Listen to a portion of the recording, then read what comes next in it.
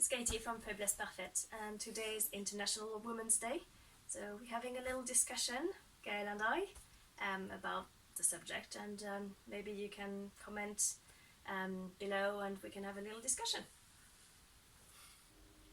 It's funny, I had a conversation with a friend not that long ago, female friend, and I realized that I had been completely denying the gender inequality in the world.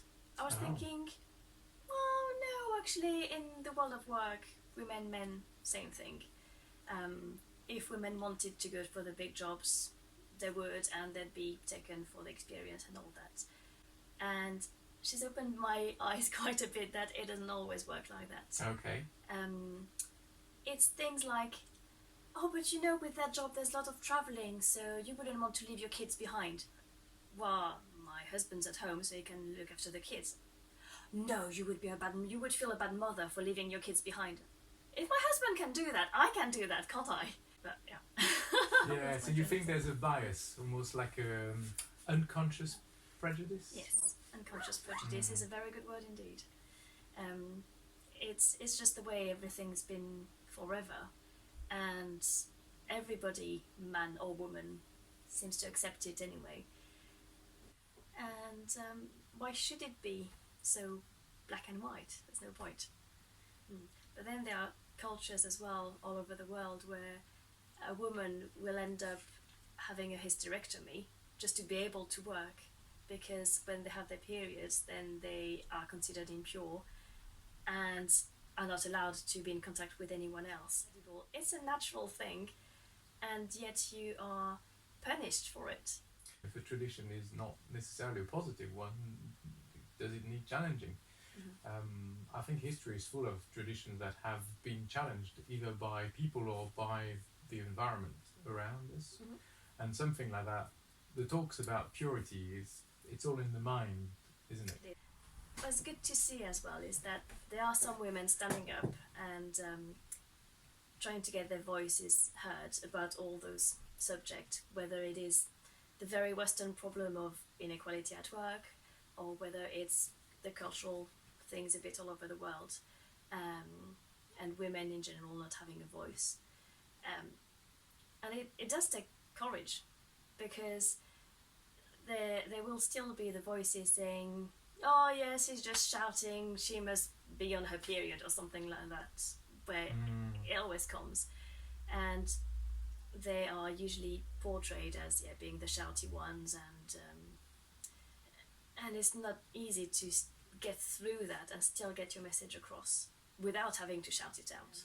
In the song Pre Feu Partez, that started from an event in Paris, didn't it? Do you want to tell us about it?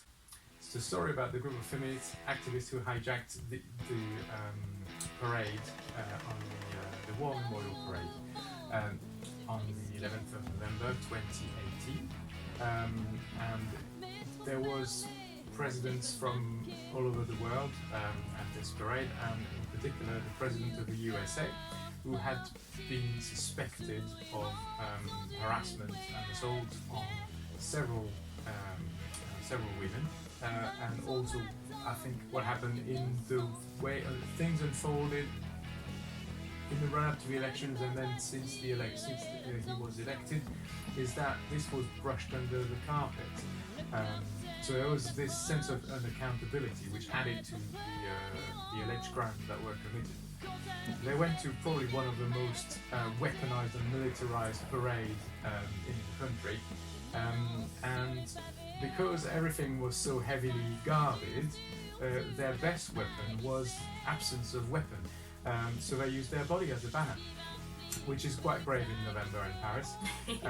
So what happens is they jumped the barrier and then ran towards the US president's vehicle, and in doing so they undressed and they had tattooed bodies with a message on it, and I found that admirable, because it takes a lot of courage to do that, and also the fact that all the kind of macho armed bodyguard fraternity just didn't know what to do with these screaming ladies.